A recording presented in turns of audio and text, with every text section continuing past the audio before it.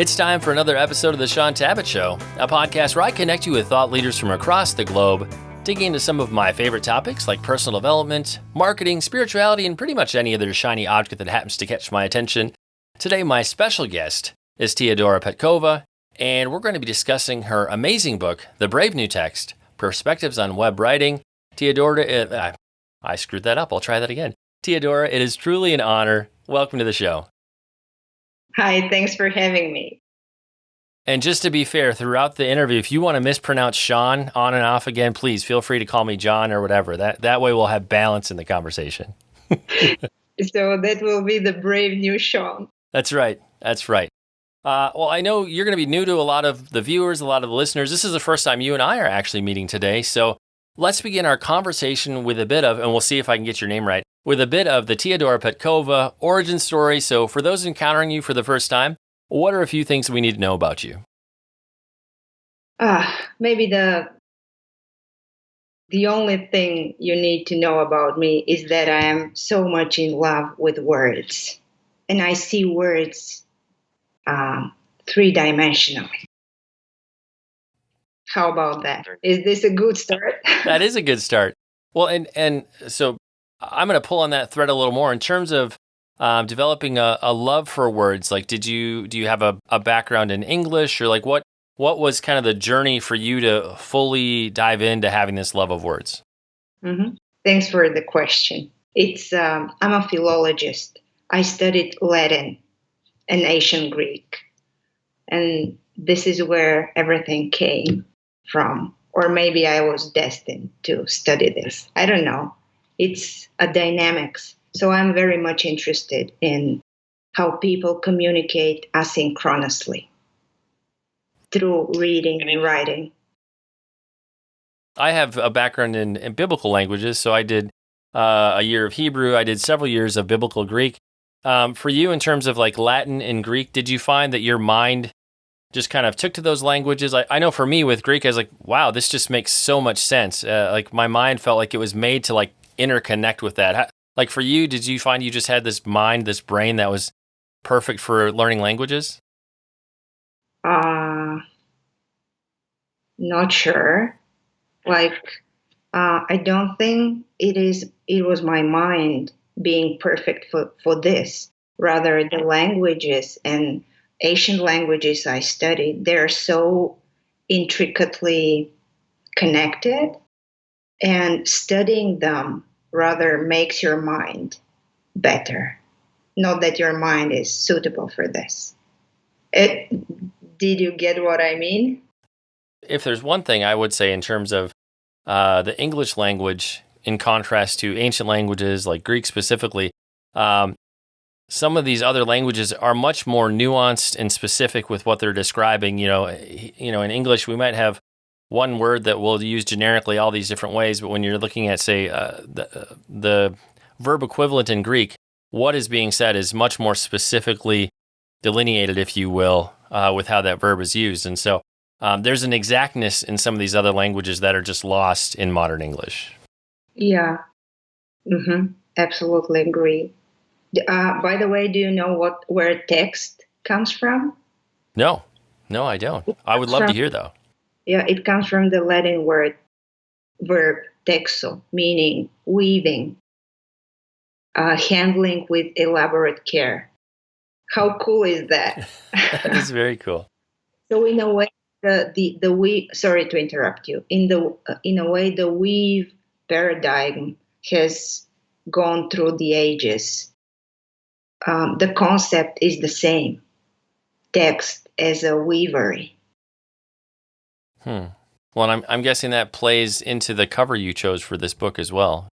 Yeah, it does. It does.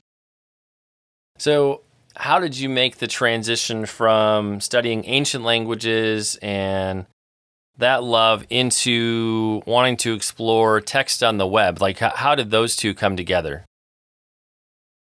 I wanted to write. I just wanted to write anything. And I was somewhat fascinated by what's happening on the web.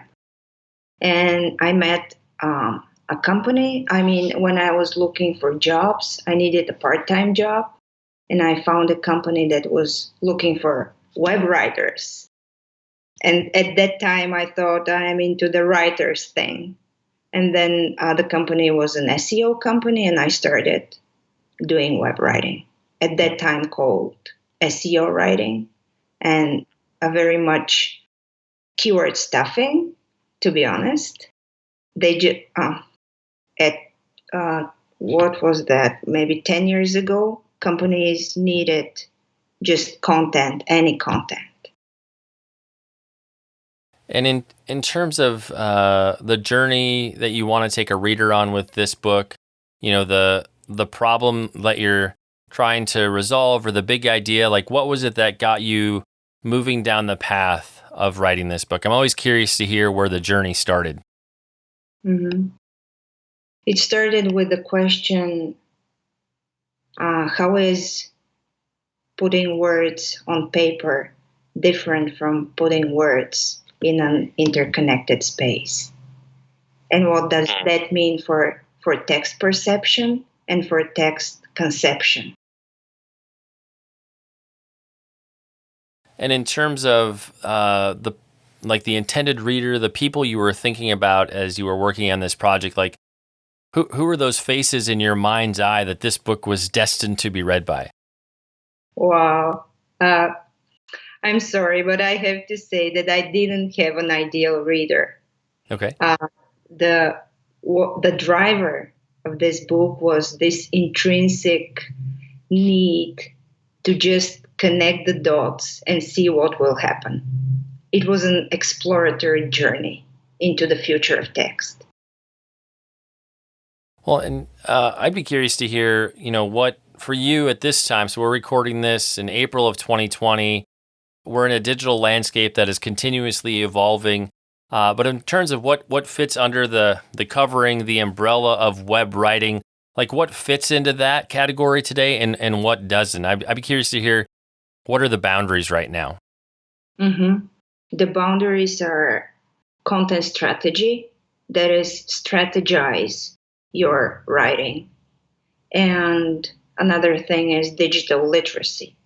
Think about writing not only for humans, but also categorizing your writing. That is, having a proper heading, being clear, having different, not only keywords, but also key topics when you write. Like thinking, we can go back to the 60s, 1960s, and think intertextuality, where every text begins and ends with another text.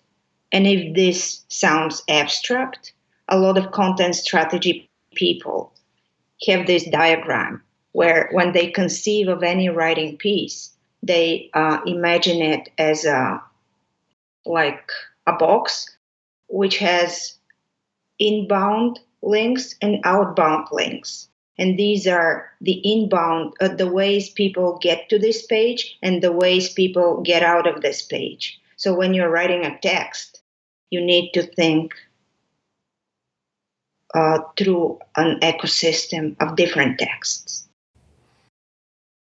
There's a path and a journey to something and also away from something. It probably is leading you somewhere else. And interestingly enough, with the audience we're writing for, a lot of the content we're writing, yes, it is for humans to read and interact with, but we're also writing for other audiences of, web crawlers and AI and other things that are also taking a look at the text or what's behind the text that we're writing. So I'd love to have you just comment a little bit more about how have you noticed that maybe, and this could be something that you've noticed in your own life or in others that you're interacting with, how is the semantic web transforming the ways that we create and consume content? I think you've shared a little bit about how it's shifting the ways we're being intentional with what we're creating. Maybe the other side of that is, how is that shifting how people are consuming and interacting with that same content? It generally changes our knowledge quests. That is, when we're searching on Google, we're getting so many rich results from different types of content, and we can somehow access this rich network of answers. So maybe the biggest change is this idea of being able to talk to the system, not in its words, but in your own language, the so-called natural language. So we are accessing content more easily and with less effort, which doesn't mean we have stopped picking berries on the web. It's a theory, picking berries on the web, berry picking. It's the way a user finds their way through different content. So another answer would be we're more easily berry picking on the web when the web is semantic, because machines are working for us. Another aspect of how we're interacting with this content would be devices like our iPhone talking to Siri or Cortana or Hey Google. How is that also? How does that play into it? Because obviously, you have a machine that is processing audio input and turning it into something that it can understand and reference a database. There's a call happening somewhere on the back end. So how does that interaction play into it as well? Well, it's I don't know. I prefer the poetic side of web writing, but Okay. let me share something from my SEO friends. Example: when you're writing, it's better to have a short summary at the beginning of every article or every piece. Why? Because the machine has the resources to go through this summary, and it will extract and kind of understand the very first paragraphs of your writing. So if you're going to write about something, make sure you have a short summary saying, I'm writing about this and this in connection to this and this. That makes sense. In terms of the good, the promises of web writing, in a perfect world, all the good you could get out of this pursuit, like what would that, what are the things that are on the horizon? If it's just all goodness and happiness, what is web writing going to transform? Wow, if it's all goodness and happiness. I'll ask about the dark side in a minute, but we'll go with the good stuff first. All right, it's endless dialogues and more coherence within the society. To some extent, one of the things I was thinking about, does this help to level the playing field? Like one of the things I kept thinking about as I was getting ready for this interview, in terms of ease of access, devices to contribute to the discussion, be part of the conversation, are inexpensive to free. It's very easy to be part of it. And so to some extent, to publish something in a book format and other like physical aspects, like the barrier to entry is a bit higher. There are more gatekeepers. But in terms of on the web, the barrier to entry is almost non-existent today. So to some extent, is there a way that this has leveled the playing field for more people to contribute who might not have had access before? Yeah, sure. It was a question that answered itself. but let me put my book in this context. I would never probably go through a process of going to someone to tell me what if the book is good. I have to edit this and this. I just self-published it on Kindle, via Kindle. What's the name of this? Amazon self-publishing. So does it level the field? Yes, it does. Whether this is good or not, I don't know. Is it? Tell me, what do you think? Well, I mean, I do make my living operating in the traditional publishing space. So, I am one of those gatekeepers that, as somebody who reviews lots of book proposals and, gets a vote to say whether or not things get published in a more traditional manner. So I think there's a place for both of those to coexist. And a lot of times that it really depends on the goals of the author. Like for you, it sounds like it was very important for you to preserve your voice and your message and what you wanted to say and not be muted by an editor. So in that case, I would say a self-publishing route, not only would it be faster, but it achieves some of the goals that you have right out of the gate. Versus if somebody has a project that they want to get published, but they want to have opportunities to get maybe some bigger media placements and do some of the other promotional things that would be hard for an individual author to do on their own or to take on that cost, then that route could make sense for somebody who's looking to do a more traditional route. But like anything else, the time and investment and to get ready to be somebody who would be viewed as a good investment for a traditional route, like that's a longer journey versus a self-publishing journey that can happen typically a lot faster. So at the end of the day, it just really depends on the timing and the goals and what you want to achieve for which path is going to be right. Mm-hmm. Great. I just want to add something about web writing for the people who are listening and are interested in this. Speaking about goals, when you're writing on the web, always have this as a content card, like a library card, where you will have your business goals and your content goals. The business goals would be, what do you want to achieve with this content? And the content goals will be, what will my reader achieve with this content? In terms of downside, like is there any bad in terms of how our web writing is changing or shifting the way that people are interacting with content? Are there any negatives or concerning things that you observed? Let me try to answer in a more moderate way. Sure. Because I'm not very used to looking at the bad sides. I'm aware of them. Mm-hmm. However, I think I'm focused on the good side. So the bad sides are when people are not thinking about the other as a person to converse with, but rather as a person to convert. Right. Maybe that's a bad side from my perspective. Thinking about web writing as a tool for, I don't know, driving sales and stuff. Right. Well, I think with great power comes great responsibility. So the more we learn, the more we get adept at doing something, we can choose to manipulate somebody. We can choose to inspire and influence them. And there can be a fine line with that. And so to some degrees, I think, how one person might manipulate and another person like inspire and influence, it might look almost the same.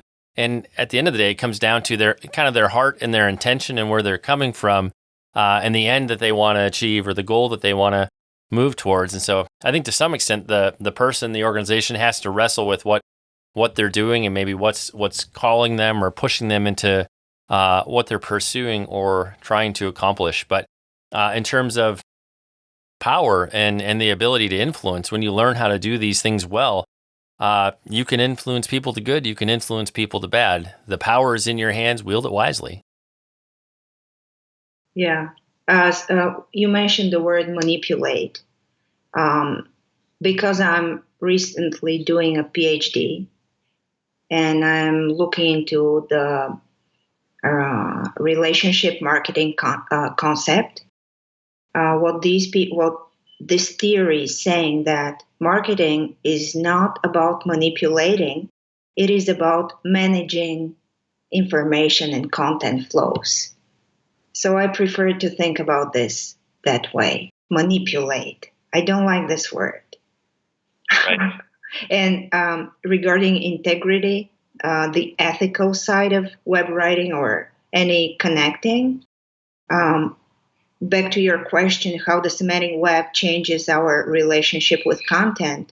One of the things the semantic web brings through this richness of content is the concept of trust. And because how are you going to make your way through all this content? Through trust, you are creating networks, first smaller and then bigger, of trustworthy sources.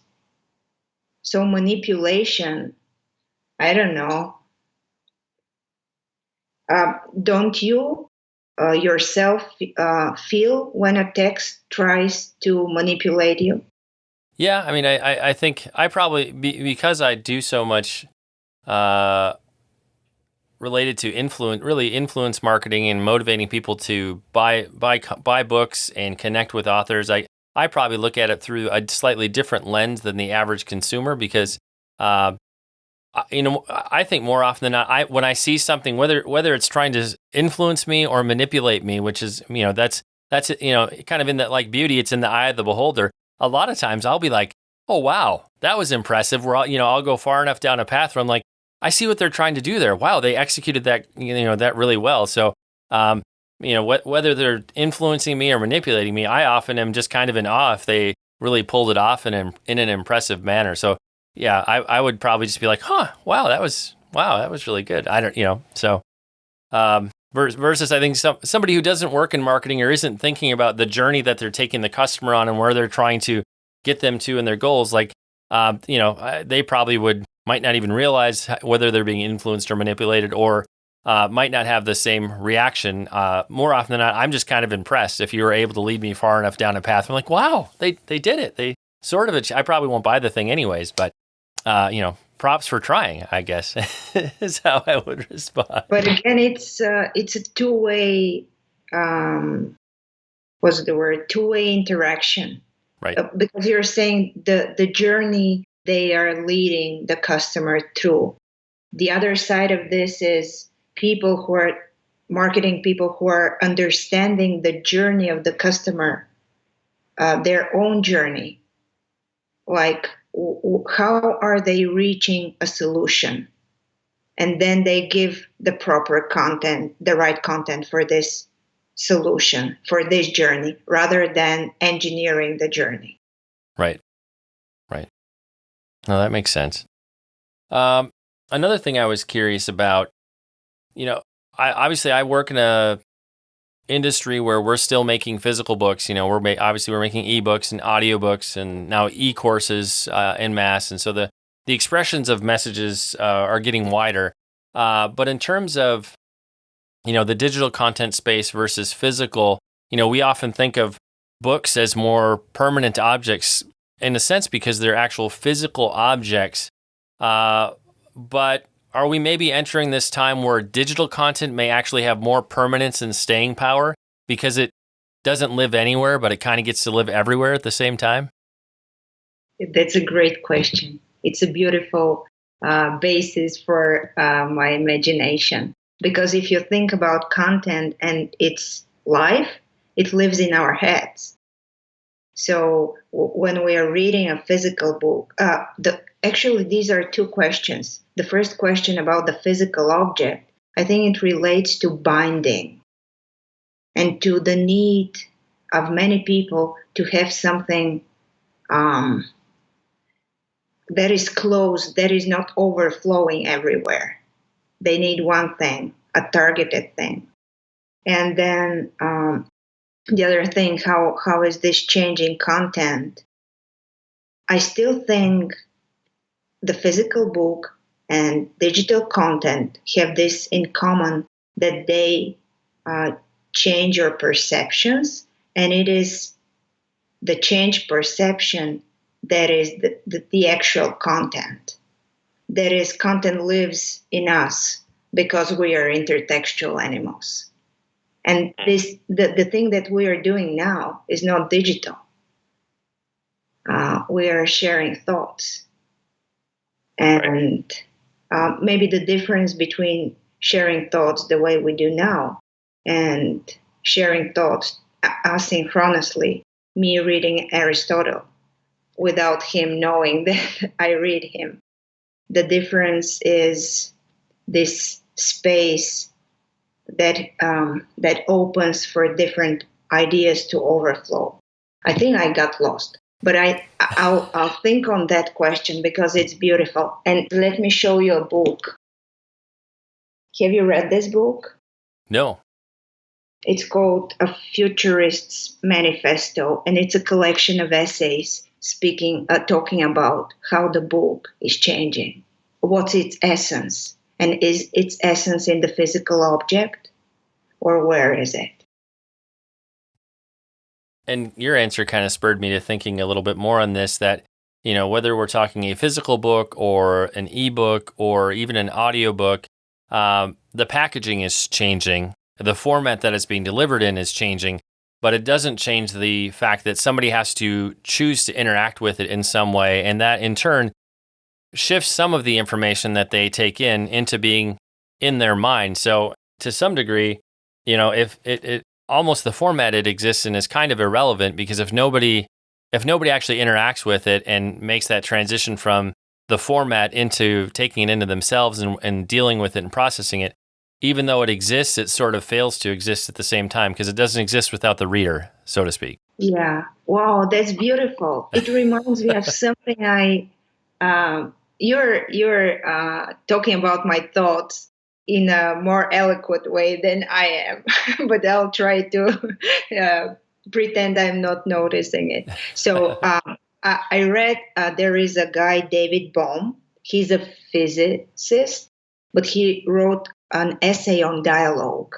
And your thoughts just reminded me of a sentence he wrote down. It is that our problem is that we think about thoughts we think about thoughts as content rather than process. How beautiful is this? The process remains, and it's I think it's for the better. Digital makes this process maybe faster and more distributed, the network theory. I think there's these interesting challenges we're struggling with right now, to kind of dehumanize sometimes the sharing, the communication, the relational aspect of it.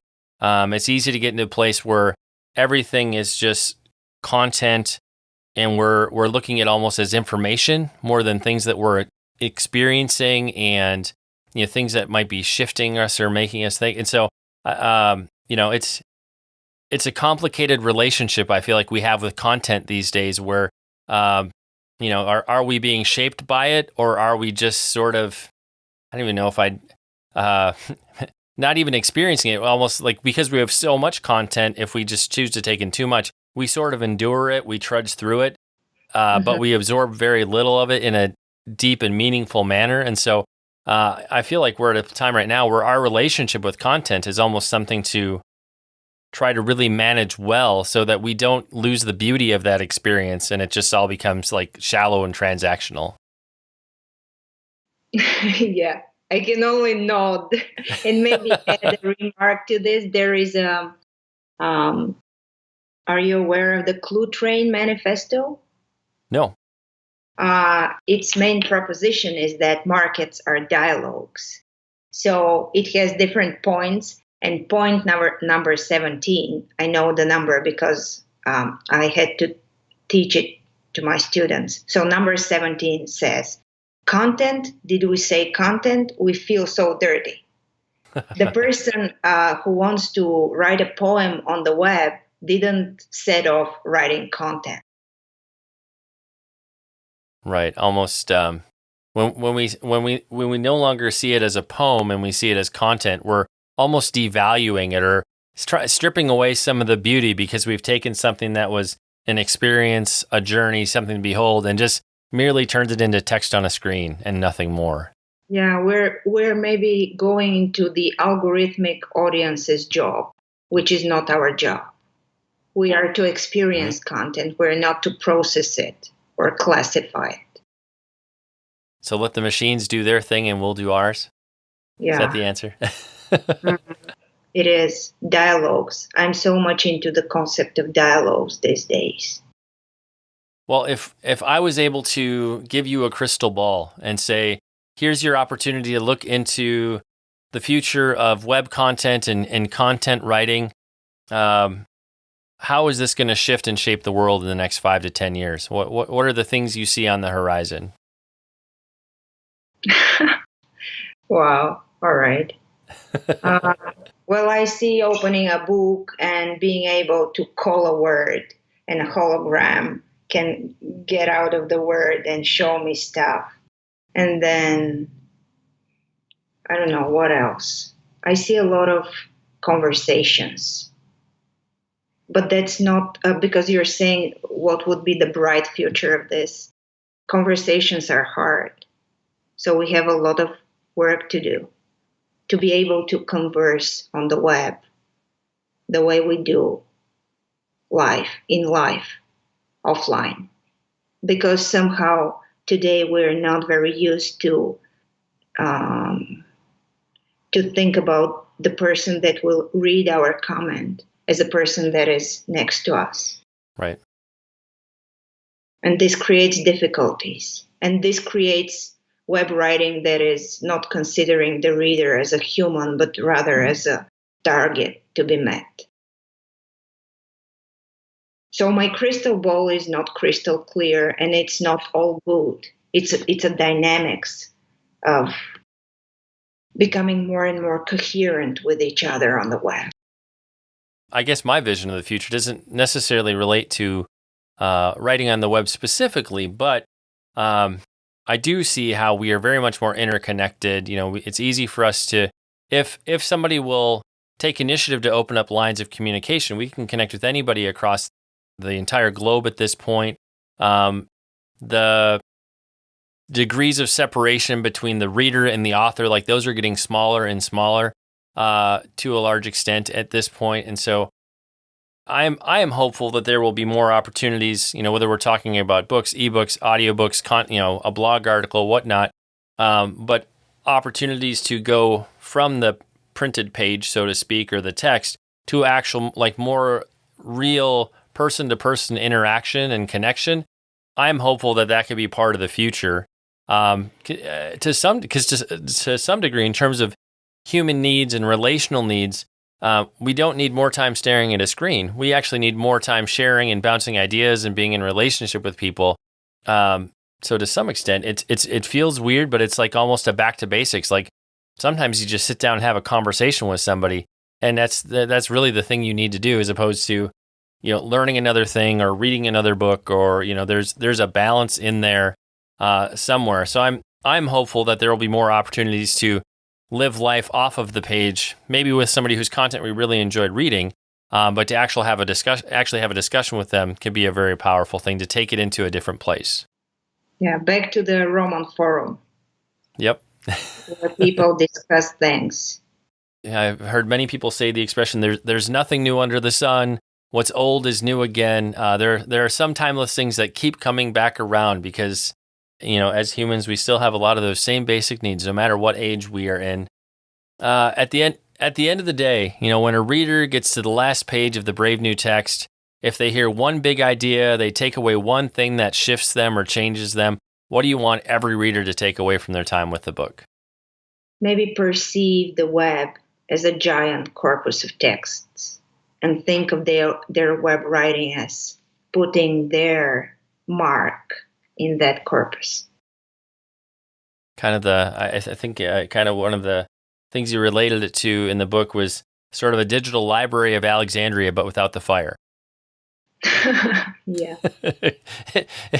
It's got a little bit more opportunity to outlast any kind of fires or natural disasters. In terms of the listeners, the viewers who'd like to connect with you, find out more about the book, where should we go on the web to do that? thebravenewtext.com.